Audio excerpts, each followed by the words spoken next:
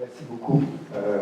Cette intervention très brillante et surtout porteuse d'espoir, parce que on n'est pas dans le fatalisme, mais les perturbateurs endocriniens, quand on s'y expose pas, ils disparaissent très vite, en moins de 24 heures. Donc il y a vraiment un intérêt à suivre tous ces conseils, et un intérêt pour la femme enceinte, mais pour tout le monde. Maintenant, je passe la parole à André Cicciola, qui va intervenir un peu plus sur les cancers peut-être et les maladies chroniques. Oui, je vais surtout parler du cancer du sein. Quand on parle perturbateur endocrinien, effectivement, on a une vision d'ensemble. Et faire le lien avec les pathologies me semble essentiel. Pour montrer qu'on est face à un problème qui n'est pas marginal, mais un problème majeur, mais qu'on peut, face à cette croissance des maladies chroniques que l'on observe, et qui vient d'être rappelé, eh bien on peut agir. Mais on peut agir au niveau individuel, bien évidemment, mais aussi on peut et on doit agir au niveau collectif. J'étais ce matin à la réunion d'ailleurs de préparation de la deuxième phase de la stratégie nationale perturbateur endocrinien, donc il se prépare pour l'an prochain, et là on a examiné effectivement la politique des différentes agences, les politiques qui vont être, je pense, mises en œuvre au niveau national, mais aussi au niveau européen, la France. Et tout le monde s'en réjouit, est devenu le pays leader en matière de perturbateurs endocriniens. Donc on n'était pas habitué, mais parce qu'effectivement il y a une dynamique qui s'est créée à partir à la fois de l'action qu'on a menée en tant qu'ONG, mais aussi au niveau de la recherche, au niveau des professionnels de santé et au niveau aussi des administrations. On a là une dynamique d'ensemble qu'il faut continuer, mais tout ça n'est possible que s'il y a un mouvement citoyen qui porte. Et ça n'a été possible que parce qu'il y a déjà un mouvement citoyen qui s'est constitué autour de ces enjeux. Donc les cancers, je parle du cancer du sein parce qu'on est encore dans Octobre Rose. Je ne sais pas si Rochefort a fait comme ailleurs. Est-ce que comme ailleurs, on n'a jamais parlé des causes? Voilà. Et ça je trouve que c'est quand même assez curieux. Alors moi, je me réjouis effectivement de voir un mois consacré à cette question, en disant voilà, il y a un problème, c'est important. Oui, ça c'est très important d'en parler. Mais ce qui me frappe, c'est que c'est bien d'être solidaire, mais il faudrait agir pour faire en sorte qu'il y ait de moins en moins de malades. Et c'est pour ça que j'ai intitulé le livre « En finir avec l'épidémie ». Alors, les journalistes me posent la question « Épidémie, vous ne pensez pas que vous exagérez un peu quand même, que ce n'est pas un peu fort, etc. » Alors, je vais vous expliquer pourquoi. Et je vous donne ces éléments, déjà, de réponse.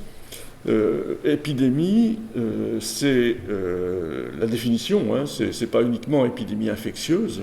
Hein, on parle d'épidémie d'obésité, qui n'est pas une maladie infectieuse. C'est le développement d'un nombre considérable de cas ou de maladies. Voilà, c'est ça Et en fait, il faudrait parler plus de pandémie, puisque c'est une épidémie qui se passe au niveau mondial, dans quasiment la quasi-totalité des pays. Et puis quand on regarde, il fait une comparaison avec le sida. Le nombre de décès par cancer du sein dans le monde actuellement, c'est 500 000. 500 000. Je ne sais pas si ce chiffre, vous avez déjà entendu parler de ce chiffre. C'est pas du tout dit quand on demande dans le cadre d'Octobre Rose. Le sida, c'est 600 000. Donc c'est à peu près la même chose. Nombre de cas un peu supérieur en matière de cancer du sein, 1,8 million, 1,2 million pour le sida. Mais la réalité, c'est que le nombre de cas de sida diminue très rapidement actuellement parce qu'il y a une politique mondiale depuis 2002, depuis l'ONU-SIDA, et cette politique porte ses fruits. C'est très bien. Et l'OMS d'ailleurs parle d'éradication du sida à échéance de 2030. Voilà, il faut effectivement parler d'éradication, et c'est possible. En matière de maladies chroniques, eh bien, il y a des décisions effectivement de l'OMS, j'en parlerai, mais il n'y a pas de mobilisation derrière. Et donc les choses évoluent, continuent d'évoluer. Et vous voyez, ça, j'ai repris une courbe sur la croissance dans le monde. On donnait ce qu'on appelle standardisé, c'est-à-dire on corrigeait sur la population mondiale. Et vous voyez que les pays en développement sont en train de progresser très rapidement. Dans les pays développés, on arrive à un plateau, mais la progression a été très rapide. On a globalement, le taux a doublé dans les 20 dernières années, et globalement, on pense que ça va encore doubler dans les 20 années à venir. En France, c'est ce qui s'est passé. On est à 50 000 cas aujourd'hui, 12 000 décès. Donc, diminution à partir de 2005, et là on a une explication, c'est effectivement l'arrêt du traitement hormonal substitutif de la ménopause. Donc, on risque de doubler en une génération, probabilité une femme sur 8 actuellement. et en des termes de décès, une femme sur 30. Alors, quand on regarde la répartition au niveau mondial, c'est pour ça que je dis qu'on peut effectivement éradiquer cette épidémie, faire en sorte effectivement de la réduire, en tout cas pas totalement, mais la réduire à des niveaux très faibles. Il suffit de regarder la répartition mondiale. Vous savez que le premier pays au monde, c'est la Belgique. Je ne sais pas si vous avez entendu parler de ça. J'ai fait une conférence au Parlement belge l'an passé, les gens n'étaient pas au courant. Donc, vous voyez, ne soyez pas étonnés de ne pas être vous-même au courant. C'est quand même un paradoxe extraordinaire. Le premier pays, c'est la Belgique, avec un taux de 111. La France est bien positionnée, on est à 90, c'est la 13e position. Mais l'Île-de-France, si l'Île-de-France était indépendante, ce serait le 5e pays au monde. Ce n'est pas du tout connu en Île-de-France, hein. Je vous rassure sans vous rassurer d'ailleurs. Premier pays, la Belgique. Deuxième pays, le Danemark. Troisième pays, les Pays-Bas. Donc le quatrième pays, c'est un peu particulier, les Bahamas. L'Islande, vous voyez. Après, on tombe sur le Royaume-Uni, les Barbades, les États-Unis, l'Irlande, la Polynésie française, l'Allemagne, l'Italie et la France. Donc en fait, c'est principalement... Les taux les plus élevés sont donc dans les pays développés. Quand on regarde la répartition de la France a cet intérêt d'avoir des dom-toms. Et donc la Réunion a un taux qui est de moitié de celui de la France métropolitaine. Donc c'est intéressant de savoir pourquoi. Hein. Mais quand on regarde en Europe, on peut comparer aussi en Europe. La Grèce, vous voyez, taux de 44, donc à peu près le taux moitié de la France. Si on regarde avec le Japon, 51, donc 40% en moins. Donc vous vous dites, devant une réalité comme ça, il doit y avoir des tas d'études pour essayer de comprendre pourquoi il y a ces différences. Dernier pays, le Bhoutan. Alors le Bhoutan, on me dit, oh oui, c'est un peu exotique, votre pays. Le Bhoutan, c'est un pays, c'est pas une principauté de Monaco, hein, c'est un vrai pays. C'est un pays avec près de 800 000 habitants et un système de santé qui est bien classé par l'OMS. Donc quand une femme fait un cancer du sein, on s'en aperçoit. Donc il a un taux de 5. Vous voyez, donc si on avait le taux du Bhoutan, on diminue de 95% le taux de cancer du sein. C'est quand même une bonne nouvelle. Il faudrait savoir comprendre pourquoi. Alors pourquoi ? C'est parce qu'effectivement, alors il n'y a pas d'études comparatives. On pourrait penser qu'entre la Belgique et le Bhoutan, les gens cherchaient à comprendre pourquoi il y avait cette différence. La Belgique, c'est le plat pays, le Bhoutan, c'est l'Himalaya. Bon, il y a déjà cette différence importante, mais c'est aussi la différence la plus importante, c'est que le Bhoutan, c'est un pays qui n'a jamais été colonisé. Plutôt rare, hein. Parce qu'il est un peu particulier quand même. Hein. En 150 km, on passe de 300 mètres à 7000 mètres. C'est une succession de vallées, pays très isolé en fait, et pays effectivement qui, il y a 40 ans, d'après ce que j'ai lu hein, sur le site des Amis du Bhoutan, je suis devenu très savant sur le Bhoutan, hein, il y a 40 ans, ni route ni électricité. Donc c'est la France de Louis XV. Hein. Voilà.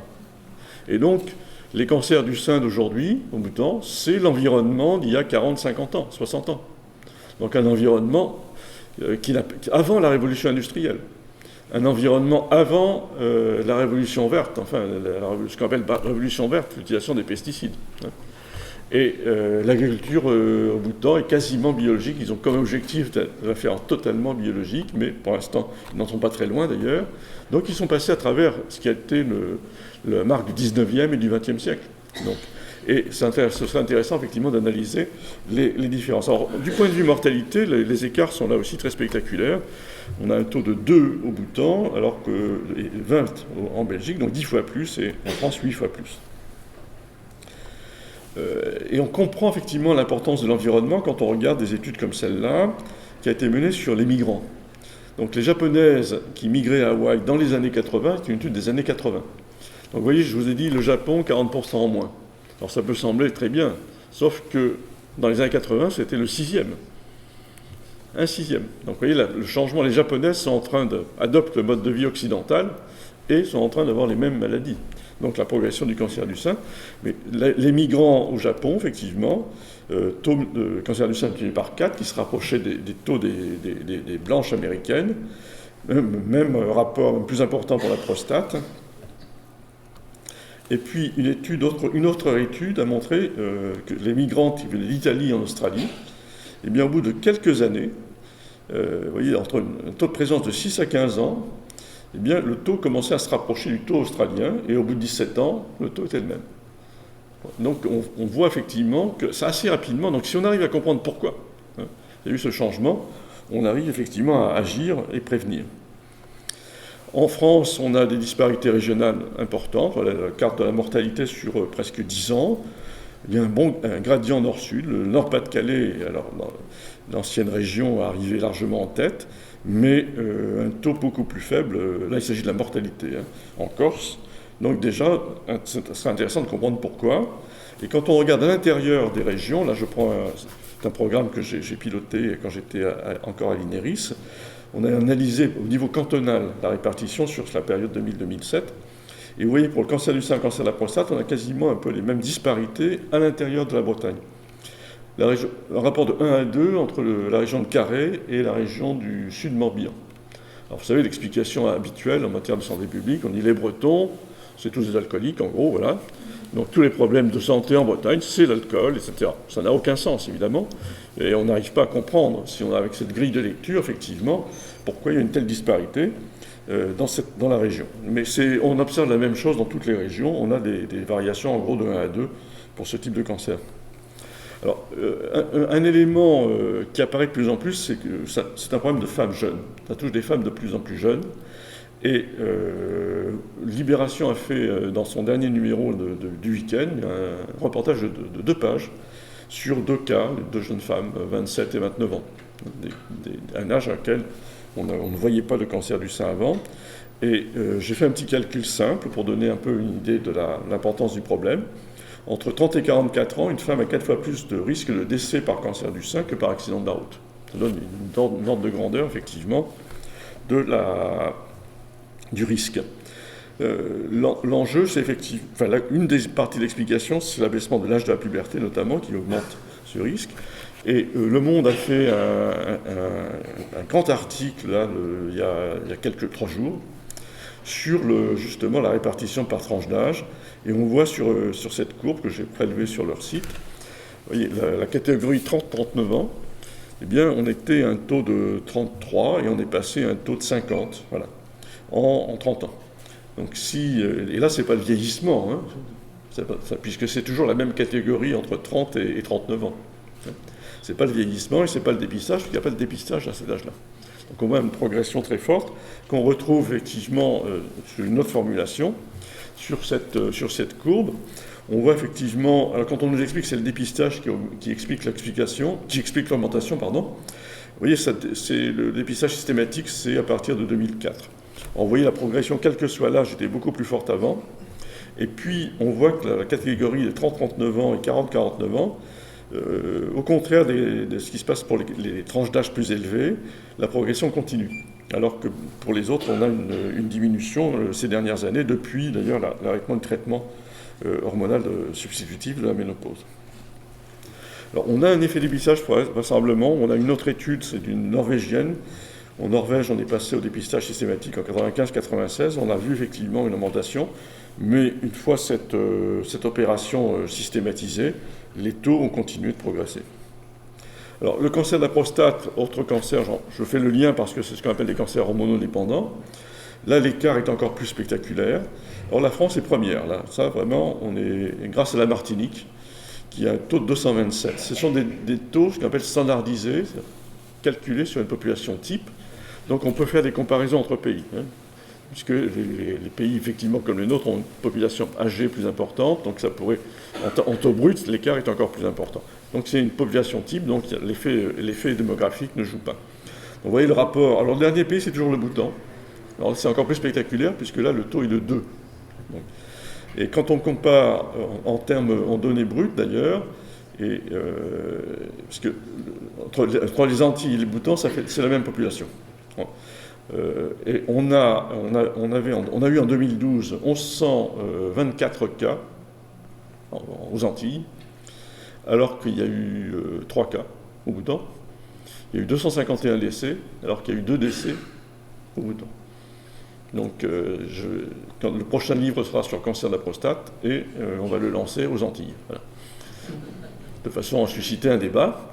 251 au lieu de 2, on se dit il y en a 249 de trop, quoi. Hein, voilà. Et l'explication que l'on donne aux Antillais, j'étais faire une conférence l'an passé en Guadeloupe, et les gens m'ont parlé de ça, évidemment. On dit oui, mais nous, on nous a dit que c'est parce qu'on est une population noire. Ah, j'ai dit oui, vous savez que le premier pays au monde, derrière la Martinique, c'est la Norvège. Alors, une population noire en Norvège, vous savez, c'est... Et on dit, ah oui, mais... J'ai toujours un enseignement à Sciences Po, et donc l'an passé, j'avais une étudiante norvégienne. Et alors là, je lui dis, je ne vous laisse pas le choix, votre sujet de mémoire, vous allez le faire sur cancer de la prostate en Norvège. Et donc, j'ai eu une analyse très fine de la presse norvégienne, parce que je maîtrise mal le norvégien, je ne vous cache pas. Et donc, effectivement, qu'est-ce qu'on en dit comme argument norvégien pour expliquer ce taux? On dit, mais c'est parce qu'on n'a pas de soleil. Et comparé à la Martinique, je disais, la Martinique, le premier pays au monde, du point de vue du soleil, c'est pas mal. Vous voyez, mais des arguments assénés avec une certitude comme celle-là, alors qu'en fait, la réalité... Alors, comprendre pourquoi, qu'est-ce qui est commun, effectivement, entre la Martinique et la Norvège, nécessiterait effectivement d'analyser plus finement les choses. Il n'y a pas d'études comparatives pour l'instant, pas plus qu'avec le Bhoutan. Et quand on regarde, là aussi, la répartition, vous voyez, la Réunion, population noire, la Réunion, il y a ce qu'il faut, hein, mais un taux 4 fois plus faible qu'à la Martinique.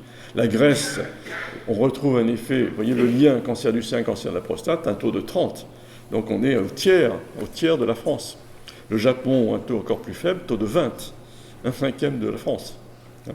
Et en termes de mortalité, on a effectivement là aussi des disparités importantes. Donc, on est aujourd'hui, on en parle moins, quoi. Il n'y a pas d'octobre bleu, hein. Il faudrait peut-être faire un mois bleu en tout cas, peut-être faire une fusion du point de vue octobre des cancers hormonodépendants, mais il faudrait en parler. Ça touche un homme sur 7 et le risque a été multiplié par 3 en une génération, multiplié par 3. Au niveau mondial, c'est aussi multiplié par 3 au cours des 20 dernières années. Donc, progression. Alors voilà. Ce que je voulais montrer, c'est effectivement là aussi un effet générationnel. On voit que la génération de 50-59 ans, vous voyez la progression extrêmement rapide. Alors, on nous dit, oui, mais c'est parce qu'on les dépiste, on fait des dépistages type PSA, etc. Alors, on comprend très bien qu'à partir de 95, à un moment où le dépistage va se généraliser, pourquoi effectivement le taux est si différent entre les catégories? On aurait dû avoir la même progression si c'était un effet dépistage. Donc ça peut jouer, mais ça n'est pas l'explication majeure de cette différence. Je pense qu'il y a un effet générationnel, et on a des éléments complémentaires qui viennent le montrer. C'est vraisemblablement l'exposition pendant la grossesse, c'est pour le cancer du sein comme pour le cancer de la prostate, qui se traduit par une fragilité qui va être exprimée à la puberté pour le cancer des testicules, au moment de la ménopause pour le cancer du sein et un peu plus tardivement, mais à peu près quand même quelques années de différence chez l'homme. Alors sur les causes environnementales du cancer du sein, eh bien, vous voyez, on a tout ce que l'on sait aujourd'hui sur le lien environnement-cancer du sein. Alors ça peut sembler très compliqué, mais c'est une bonne nouvelle puisque vous voyez toutes les causes qui ont été identifiées. Donc, il y a des causes majeures. La sédentarité, par exemple, on estime que c'est 20 à 40%. C'est quand même considérable. Le travail de nuit, on n'en parle pas. C'est classé comme cancérogène possible par le Centre international de recherche contre le cancer. Une étude française a montré qu'une femme qui a travaillé 4 ans, avant sa première grossesse, a travaillé de nuit 4 ans avant sa première grossesse, a un taux qui est doublé. Donc on pourrait penser qu'on va limiter le travail de nuit, ou le supprimer d'ailleurs, l'interdire. Pour l'instant, cette question n'est pas du tout débattue, alors que c'est un élément à prendre en considération. Une autre étude de l'INSERM intéressante sur le rôle de l'alimentation. Alors, la comparaison entre un régime alimentaire baptisé alcool western, on voit à quoi ça correspond, hein, plus 20%, et un régime méditerranéen, moins 15%. Alors, est-ce que c'est une cause directe, indirecte? Voilà, ça, c'est pas... L'épidémiologie nous donne la donnée brute, mais ça montre bien que ce qui est connu, je dirais, en termes d'alimentation saine, ça a aussi un effet du point de vue cancer du sein. Mais l'élément déterminant, c'est la pollution chimique. Ce qui a boosté le développement au cours des dernières décennies, c'est la pollution chimique. Et vous retrouvez effectivement les perturbateurs endocriniens, mais aussi des substances chimiques non perturbateurs endocriniens. Les deux mécanismes sont tout à fait aussi observables, des radiations et l'effet effectivement aussi d'exposition aux oestrogènes naturels. Alors, pour illustrer mon propos, voilà. Donc, vous reconnaissez les plus anciens en tout cas. Hein? Il y a trois éléments importants. Un, il y a le sparadrap du capitaine Haddock, qui est sur la joue cette fois-ci, il n'est pas sur la main. Vous voyez, donc, l'autre élément, c'est effectivement l'engin qu'il manipule. On l'a reconnu, non? Oui. Voilà, c'est le Flytox. Hein. On disait Flytox, hein. En fait Flytox. Ça veut dire tueur de mouches. Hein. On tuait les mouches. Moi, je fais partie de cette génération qui tuait les mouches, s'amusait à tuer les mouches avec ce jeu. Et on était insisté par ces magnifiques publicités de l'époque. C'était baba, en fait. Hein, vous voyez. Et on ne peut pas dire qu'on n'était pas prévenu. C'est marqué DDT. C'est marqué partout, d'ailleurs. La terreur des moustiques. Et vous voyez les publicités de l'époque. Protégez vos enfants. Vos enfants sont sans défense contre les mouches et tous les insectes. Ils transportent avec eux les germes et les microbes des plus effroyables maladies. Une fois que vous aviez ça, vous étiez culpabilisé pour la... Et donc, vite vous précipitiez et vous utilisez du Flytox. Et on en a mis on en mettait même dans les papiers peints. Hein, protéger les chambres d'enfants avec des papiers peints imbibés de DDT. Et vous voyez cette publicité qui fleure bon le machisme des années 50. Hein, DDT, c'est bon pour moi. On met sur le même plan la pomme de terre, la vache et la femme. Voilà, tout le monde était servi. On voit l'utilisation du DDT. On a des études qui montrent effectivement que des femmes qui ont vu passer des camions de ce type ont plus de cancer du sein. On a pu reconstituer l'importance de ce type d'exposition. Et vous voyez, on s'amusait en fait. On se faisait des blagues, on se balançait effectivement ce nuage de DDT. Et vous voyez des ouvriers agricoles qui pouvaient travailler dans les champs sans problème. Alors ça se passe en Allemagne de l'Est, mais c'était exactement le même protocole partout. Il n'y avait aucune protection contre ce DDT. Donc, moralité, qu'est-ce que ça a donné? Ça a donné, 52 ans plus tard, on a le résultat des courses. C'est une étude qui a été publiée l'an passé. Une étude qui a été faite par l'école de santé publique de Berkeley, qui a suivi, c'est un travail considérable, enfin, c'est rarissime de faire ce type d'études. On a suivi pendant 54 ans 9300 filles, des femmes, pour lesquelles on avait le dosage sanguin en DDT. Donc là, aux États-Unis, les gens déménagent tous les 3 ans. Donc là, ce que ça représente d'arriver à suivre 9300 femmes pendant 52 ans et d'avoir en plus les moyens financiers pour le faire, c'est rarissime. Donc on a là un chiffre qui, à la fin.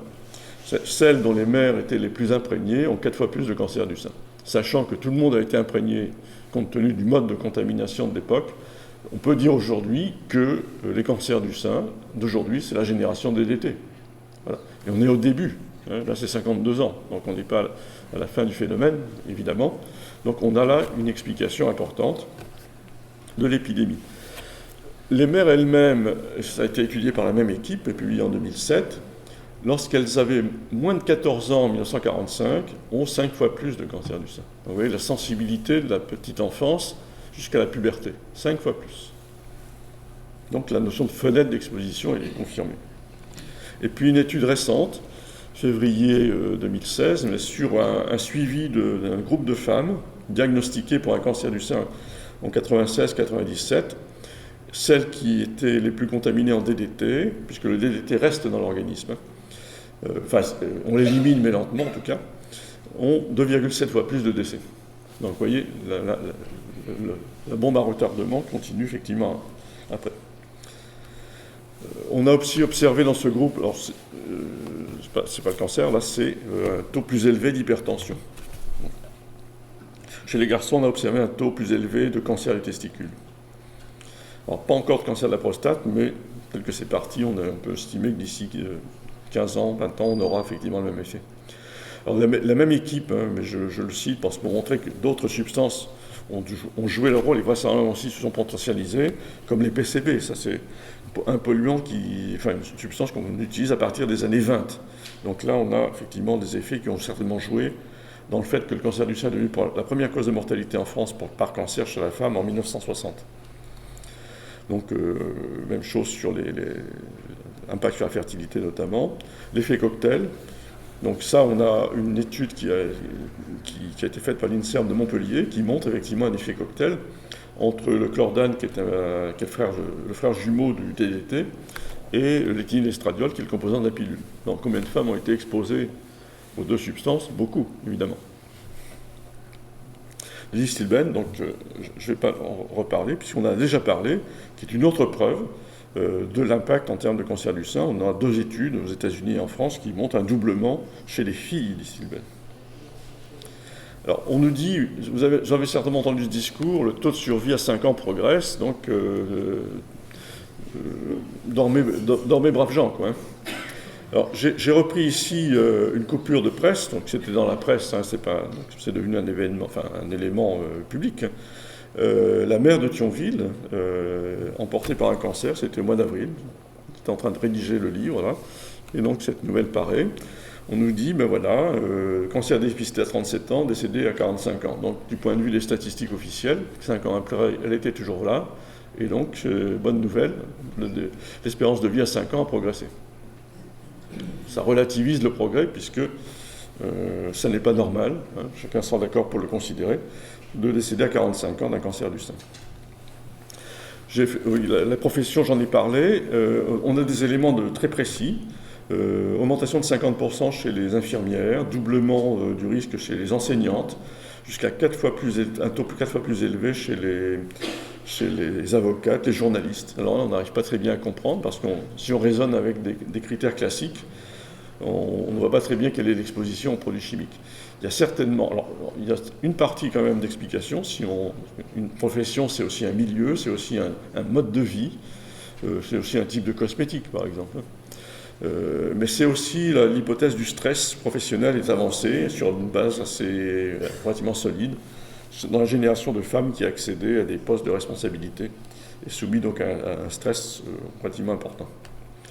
Donc le bisphénol A, on en a parlé, j'en reparlerai, puisque c'est un peu la molécule que chacun connaît forcément, puisque maintenant on a obtenu cette décision d'interdiction en 2009.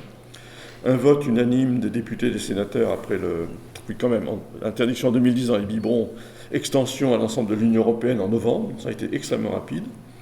Donc 5 millions de nourrissons naissent en Europe chaque année qui nous doivent un peu quelque chose.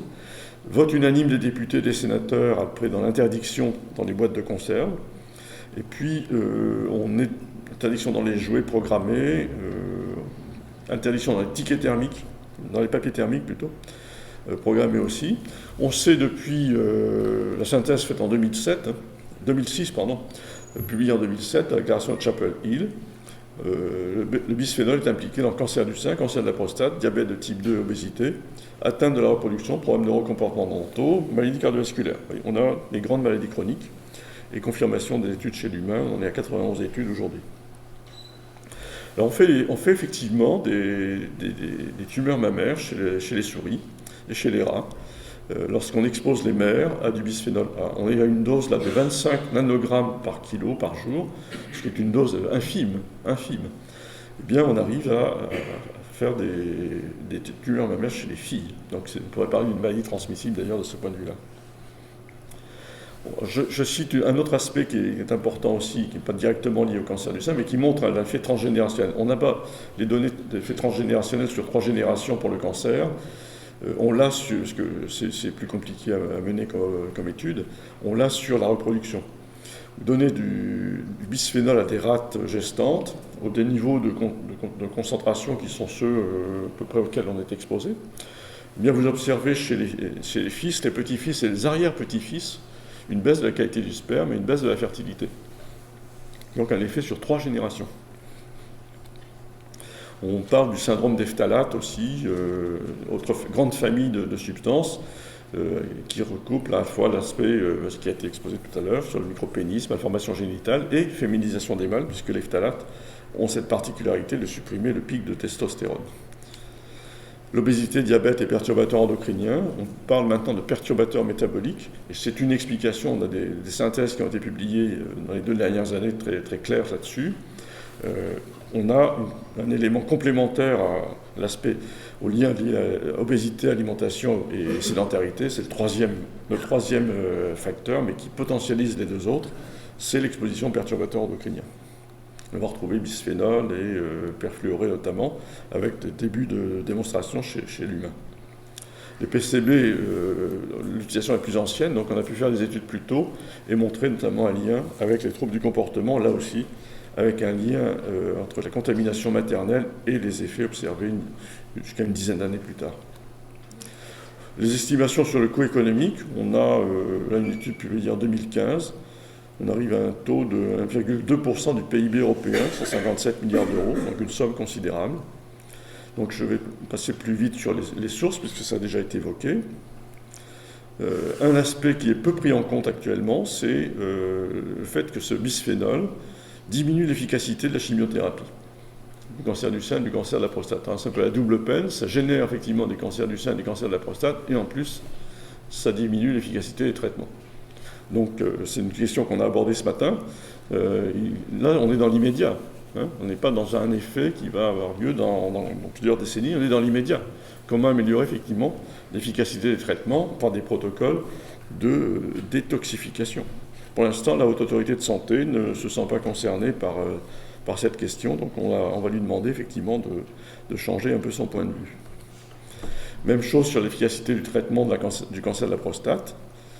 Même chose sur la fécondation in vitro. Une contamination par le bisphénol multipliée par 4 se traduit par une augmentation du taux d'échec d'un facteur 2.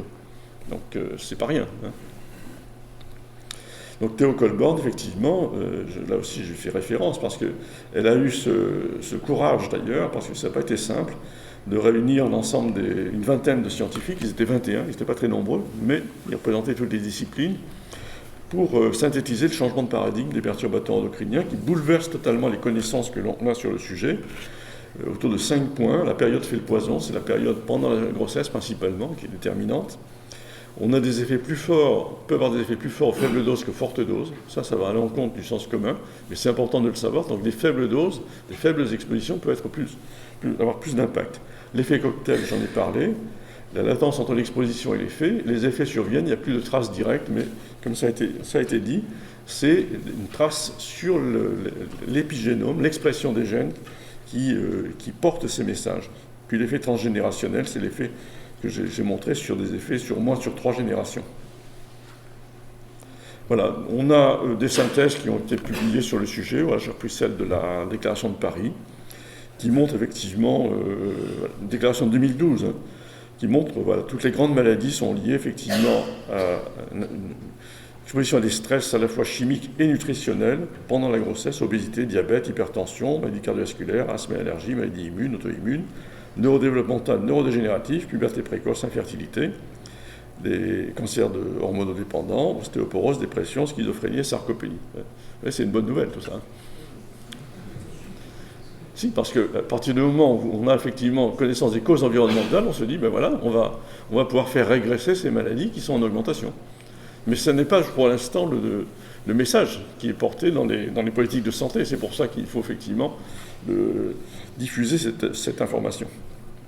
Donc voilà, je termine sur cette citation de l'Office parlementaire d'évaluation des choix scientifiques et technologiques, qui a fait un bon rapport en juillet 2011, à partir des observations que l'on a sur la santé humaine, mais sur la santé de l'écosystème aussi, perturbateurs endocriniens, le temps de la précaution. Voilà.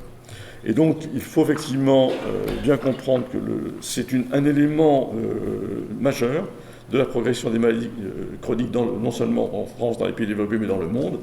L'OMS parle d'épidémie mondiale de maladies chroniques. Elle l'a redit en 2011, elle l'a redit en 2014, avec des objectifs fixés de réduction de la mortalité pour les 4 grandes maladies chroniques. En France, on a cette progression qu'on peut mesurer à partir des affections de longue durée. Vous voyez, c'est assez impressionnant de voir en 20 ans que les maladies cardiovasculaires ont progressé de 124%. Les cancers de 102%, ce sont les chiffres de l'assurance maladie. Les diabètes de 140%. Donc la stratégie nationale a été mise en place en 2014, j'évoquais la prochaine qu'on est en train de préparer, avec un objectif, réduire l'exposition de la population. Voilà, simple. Réduire l'exposition de la population. Alors comment on s'y prend, ça c'est un peu plus compliqué, mais l'objectif est déjà fixé, et ça a été confirmé là aussi par d'autres avis. L'avis de l'Endocrine Society, qui est la société, l'équivalent de la Société mondiale d'endocrinologie, qui a confirmé en octobre 2015 le diagnostic. Vous voyez, forte évidence, fort niveau de preuve pour les effets suivants: obésité, diabète, reproduction, cancer, effets neurodéveloppementaux, neuroendocriniens, thyroïdiens, et puis on a à la fois toujours les mêmes substances incriminées: bisphénol, phtalates, pesticides, PCB, polybromés et dioxines. Les dioxines qui sont bien connus pour les gens qui vivent auprès d'un incinérateur. Voilà. L'appel de la Fédération internationale des gynécologues obstétriciens, qui appelle aussi les professionnels de santé à se mobiliser pour réduire l'impact des produits chimiques toxiques. Et puis l'exposome, je termine par la présentation, finalement on n'avait pas prévu, mais ça va boucler la boucle, qui modifie le schéma de pensée de la santé publique. Il faut agir sur la protection de la grossesse et de la petite enfance. Alors que le schéma de santé publique est ciblé actuellement sur l'adulte en bonne santé. On voit bien sur un schéma comme celui-là que le gain en termes de santé publique est beaucoup plus important, évidemment, si on prend les problèmes beaucoup plus en amont. Donc c'est la base sur laquelle on lance cette campagne Ville et territoire sans perturbateurs endocriniens, donc avec un mot d'ordre qui est « je peux choisir, je peux agir ». Alors on peut choisir, on peut agir sur un certain nombre de choses, pas sur tout. Mais, par exemple, effectivement, on a un travail qui est engagé actuellement dans les établissements de santé, qui s'engage autour de 10 éco-gestes. Donc, qui sont des engagements à éliminer les perturbateurs endocriniens. On a commencé cette campagne à la clinique Pasteur à Toulouse, qui est une clinique importante, puisqu'il y a 1 millier de salariés qui s'est engagé, avec un accompagnement qui est fourni par nos amis du Comité pour le développement durable en santé, qui sont membres fondateurs du RES. Et on a fait déjà plusieurs réunions dans des cliniques ou dans des EHPAD notamment. Et je serais très déçu si à Rochefort, les établissements de santé ne s'engageaient pas dans cette campagne. Notamment en éliminant dans les dispositifs médicaux les phtalates et le bisphénol. J'ai montré les données. On a une étude encore récente qui est parue il n'y a pas très longtemps. Les prématurés sont à des doses de phtalates 100 et 1000 fois plus élevées que les populations adultes. C'est une monstruosité. C'est une monstruosité de donner à un prématuré une dose de phtalates aussi considérable, même n'importe quelle dose d'ailleurs. Et donc, je ne comprends pas, alors que dans les hôpitaux, on fait la chasse aux infections nosocomiales, et on a raison, en matière de risques chimiques, on soit toujours dubitatif en disant mais est-ce que c'est le problème, est-ce que ça ne va pas coûter un peu cher, etc. Ça n'a pas grand sens. Je pense que les produits de remplacement existent, et les cliniques qui s'engagent le font aussi en changeant effectivement leurs dispositifs médicaux. Alors, la discussion qu'on a avec les gens de l'Agence des médicaments ce matin, c'était la même. On dit qu'il faut absolument, il y a 150 médicaments qui contiennent des phtalates. Ça n'a aucun sens. Ça n'a aucun sens. Donc voilà, je pense que cette question des perturbateurs endocriniens est un fil conducteur qui nous permet de répondre au grand enjeu d'aujourd'hui, que je situe un peu de même ampleur que l'enjeu auquel on était confronté à la fin du 19e. C'était à l'époque les maladies infectieuses. On avait des épidémies de choléra à Paris, à Londres, dans les grandes villes en fait. Tuberculose aussi, typhus. On a fait de la santé environnementale à l'époque. On n'appelait pas comme ça s'appelait souvent médecine sociale d'ailleurs. Mais on a fait de la santé environnementale parce qu'on a agi sur l'eau. On a agi sur l'eau, on a fait des égouts, on a fait des adductions d'eau, on a aussi transformer l'habitat, et puis les droits sociaux, l'éducation. Ça a été l'éducation, Jules Ferry, c'est la période. C'est effectivement ce qui a permis d'arrêter totalement le dernier épidémie de choléra en France, c'est 1895, mais de diminuer considérablement la tuberculose notamment. Eh bien, on est dans une situation un peu de même nature aujourd'hui face aux maladies non infectieuses. Il faut agir sur l'environnement pour faire reculer ces pathologies. Alors, je ne dis pas qu'il faut arrêter de soigner les gens, il faut être très clair, mais ça n'est pas uniquement par le soin qu'on va y arriver, c'est évident. Vous avez vu les tentatives un peu pathétiques il y a quelques années pour trouver un vaccin contre l'obésité, un médicament contre l'obésité, ça n'a pas abouti. On voit bien que c'est par le changement de l'environnement, au sens le plus large du terme, qu'on peut faire régresser ce qui est une des premières pathologies. Et puis, pour les cancers, c'est très clair, il faut arriver à comprendre, mais aussi on peut agir dès maintenant pour faire régresser, faire quasiment disparaître les cancers hormonodépendants qui sont les cancers dominants. Donc il faut agir sur l'environnement, mais aussi... Donc l'environnement, ce n'est plus seulement l'eau, c'est aussi l'alimentation, c'est la sédentarité. On est dans une période où la sédentarité devient de plus en plus importante avec le développement des écrans. La contamination chimique qui n'existait pas, qui n'était pas du tout de même nature il y a un peu plus d'un siècle, mais aussi droits sociaux et éducation.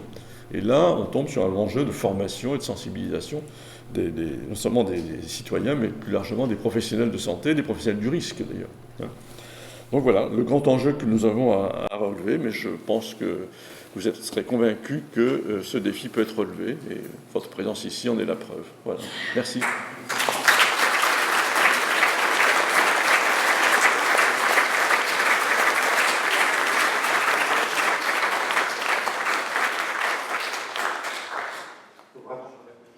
Colella, parce que si on est premier dans la prise en charge des perturbateurs endocriniens en France, c'est lié à son engagement inlassable, qui est vraiment assez unique. Je propose qu'on l'applaudisse encore une fois.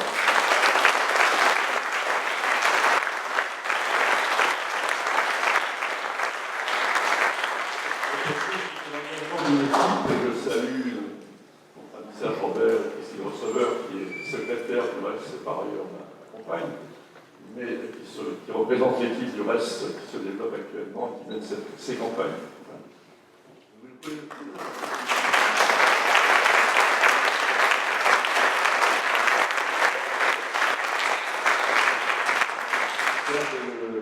Délégué régional du reste sur la grande région, sur Poitou-Charentes, mais aussi un peu plus sur la grande région de plus en plus. Voilà.